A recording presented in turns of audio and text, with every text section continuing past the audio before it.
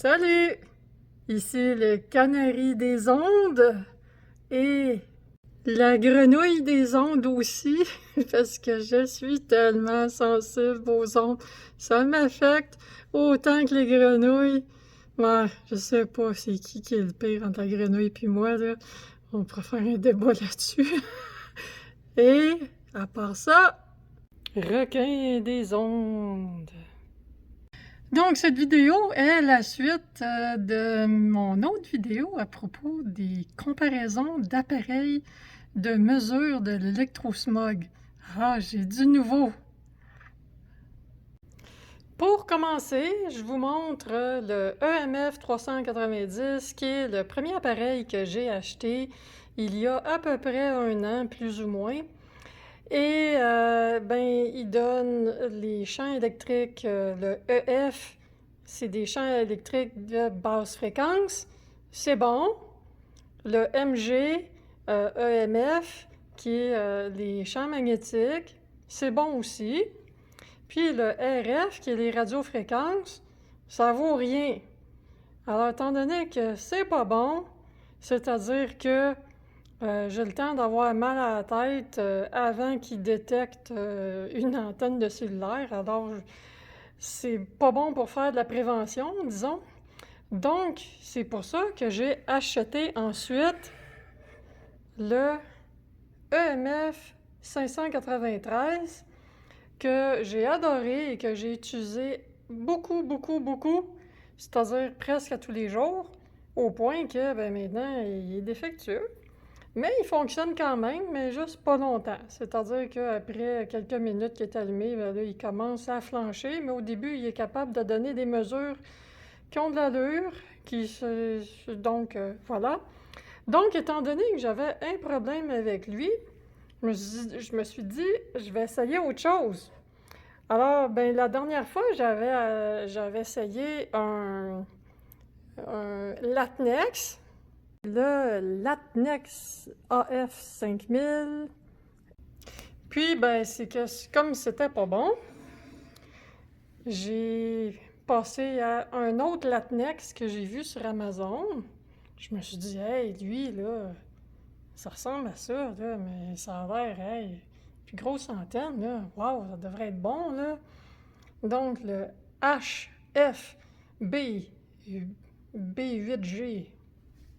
Ça, là, ça vaut rien. Mais je m'étais dit, on va pas prendre de chance. J'en ai vu un autre sur AliExpress, il a l'air super bon aussi, on va voir. Lui, hein, le Tenmar TM196, je me suis fait fourrer les deux appareils. C'est la même affaire. C'est juste que le nom n'est pas pareil, la couleur n'est pas pareille. Puis pour le reste, là, les deux sont mauvais. Maudit! Alors, je les retourne tous les deux. Bon, la dernière fois, j'avais essayé le Safe & Sound Pro 2, puis il donnait des mesures à la moitié de celui d'un ami qui en avait un pareil. Alors, je l'ai retourné. Alors ça, c'est un nouveau. Puis lui, ce qui est intéressant, c'est que c'est aussi un acoustimètre, ce qui est quand même assez pratique. À propos de ça, je vais faire une autre vidéo à la suite de cette vidéo-ci, où je vais vous raconter mon histoire incroyable que j'ai eue avec ça. J'étais un peu en maudit, ça m'a pris un peu de temps avant de faire ma moseuse de vidéo. Bon, à part ça, c'est que tous ces appareils-là, et le Latnex qui est pas là, que j'ai retourné déjà là, de la vidéo précédente, c'est que ça fait juste mesurer des fréquences, mais en fait l'intensité des fréquences, mais ça ne dit pas quelle fréquence. Pour savoir à quelle fréquence qu'on mesure, ça prend un spectromètre. Puis moi, je connaissais seulement le Narda qui vaut 40 000 $. Alors là, à un moment donné, qu'est-ce que j'ai trouvé? Hey! Un spectromètre! Pas cher en plus de ça. Le 35M, 440M, 4400M, là, Spectrum. Bon, ça, là, c'est de la merde. Achetez pas ça, là, le retourner. Vraiment une cochonnerie. Puis, un autre que j'ai acheté, celui-là, je vais le garder. Hein? C'est une bebelle de Russie. Je vous dis pas que c'est aussi bon qu'un Arda. Hein? C'est, tiens, KM6, 600, 6000. Bon. Hein? Quand même assez spécial, avec une petite boîte. Comme ça. Hein? Fait que ça, ben, c'est moyen, mais on peut le connecter à un téléphone cellulaire que je laisse en mode avion, évidemment. Donc, là, ben, c'est que c'est une application qui est sur le téléphone qui fonctionne avec ça. Sinon, ben, ça se vend avec une bébelle qui ressemble à ça, qui remplace ça puis le téléphone, que j'ai pas essayé, qui coûte plus cher, que je suis pas sûre que c'est mieux. Alors, ça, c'est pour le tour des appareils. Maintenant, je vais vous faire une démonstration. Donc, pour l'instant, ben là, il n'y a aucun appareil qui émet des ondes dans mon environnement qui est en fonction. Donc, il n'y a pas de Wi-Fi, pas de Wi-Fi, pas de Bluetooth, pas de téléphonie mobile. J'utilise actuellement un téléphone en mode avion. Et là, je vais tout allumer. Je vais vous montrer qu'est-ce que ça détecte. Bon, donc, lui, on peut constater là, le PK, qui est le pic, qui est l'équivalent du maximum sur les autres appareils, qui donne 0,002 milliwatts, c'est pas des microwatts. Donc, c'est l'équivalent de 2 microwatts. Puis là, actuellement, d'un point de la lecture ambiante, c'est 1 microwatt. Après ça, lui et lui mesurent rien du tout. Hein? Hey! Toute une grosse affaire de même, là, pour rien. Après ça, lui, il mesure pas très fort, hein? Son plus fort, là, c'est un demi-microwatt au mètre carré. C'est pas très, très fort. Là, malheureusement, lui, son antenne est un peu mal foutue. Puis, il faut le tenir debout. Donc, on va le mettre comme ça. Puis, bon, il capte pas beaucoup plus. Là, je l'ai mis sur le haut-parleur de l'acoustimètre. On n'entend presque rien parce que c'est très faible. Puis lui, il est à 1,5 microwatts au mètre carré, qui est quand même plus que lui. Hein, c'est 3 fois plus haut. C'est quand même pas mal plus que ça. Puis c'est à peu près équivalent à ça. Puis là, mais c'est que si je la branche avec un fil électrique, il va mesurer plus haut, mais il est défectueux avec le fil électrique, voilà. Bon, là, j'ai allumé ça. Puis là, lui, il commence à indiquer avec le son, et non pas avec la puissance, que ça émet quelque chose. Mais on ne sait pas c'est quoi, parce que ça, c'est pas un spectromètre. Mais le son nous indique quelque chose. C'est ce que j'ai aimé et c'est ce qui m'a permis de faire la fameuse découverte dont je vais vous parler dans l'autre vidéo. Donc là, ça, c'est un graphique de Newfie, là. Non, on va pas insulter Newfie. En tout cas, c'est que là, ici, là, on a les dB, là, les décibels. Puis ils n'ont pas été foutus de mettre les fréquences dans l'autre axe. C'est niaiseux, hein? Mais c'est pas même pratique. À part ça, cette antenne-là est pas très puissante. Et le bouton, il sert à rien. Donc ça, là, c'est de la merde. Je le retourne.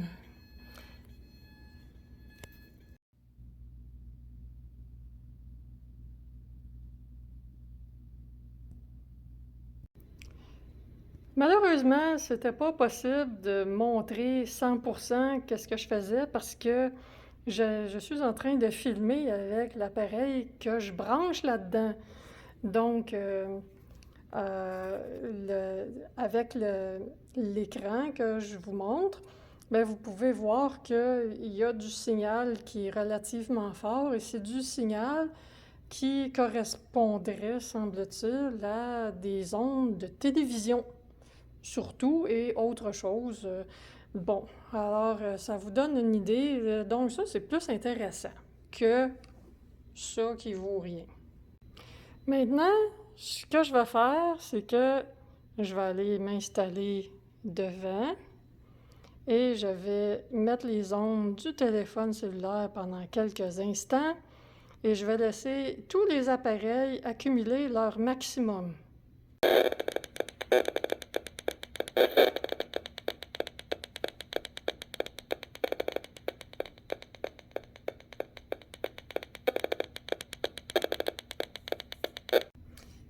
Bon, lui, il a enregistré 8244 microwatts au mètre carré. Lui, 2600. Lui, 10 200. Lui, 56 000. Puis lui, 554 000. Grosse différence. Là, il y a des gens qui disent que lui donne des mesures plus justes que lui. Je ne sais pas sur quelle base. Je ne sais pas si c'est vrai, mais je trouve que lui, il est bien pratique. Moi, il m'aide beaucoup. Lui, ben, je ne suis pas encore habituée parce que lui, j'ai vécu 1 an avec, puis lui, ça fait pas longtemps que je l'ai. Ça, là, hey, ça vaut rien.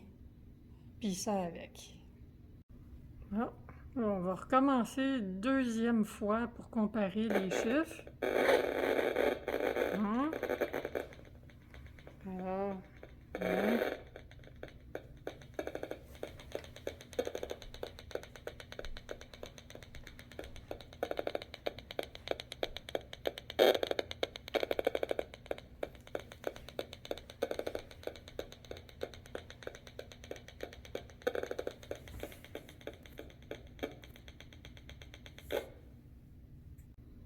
Pour cette 2e fois, lui a mesuré 11 980 microwatts au mètre carré. Lui a mesuré 1334 microwatts au mètre carré.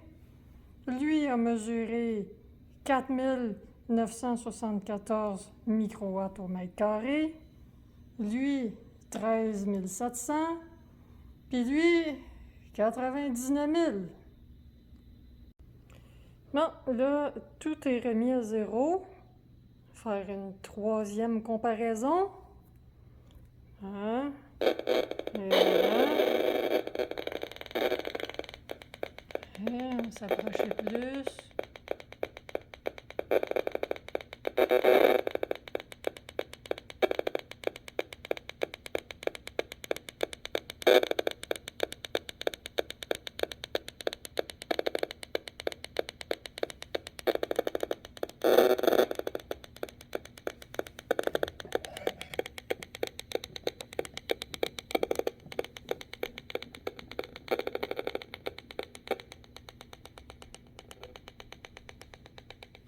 Bon, ça suffit, j'ai mal à la gorge.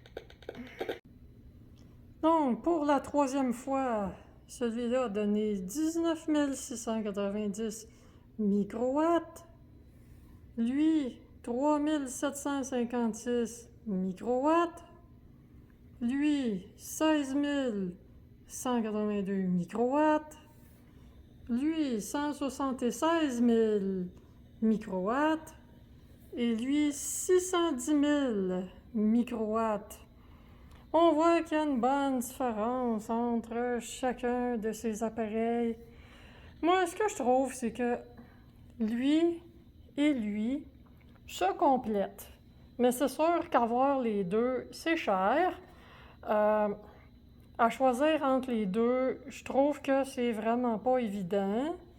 Lui, je trouve que pour faire de la prévention par rapport à l'exposition aux ondes, Il y a une bonne sensibilité, les chiffres sont affichés gros, c'est intéressant. Par contre, lui, ce qui est le fun, c'est que même si les chiffres sont plus bas, on voit ce qu'il appelle peak, qui est en temps réel, le maximum qui est affiché. Les deux en même temps, c'est très pratique parce que lui, on doit choisir entre le temps réel et le maximum. C'est une drôle d'idée, là. Je trouve ça nono, là, mais bon, ils ont décidé de le faire comme ça.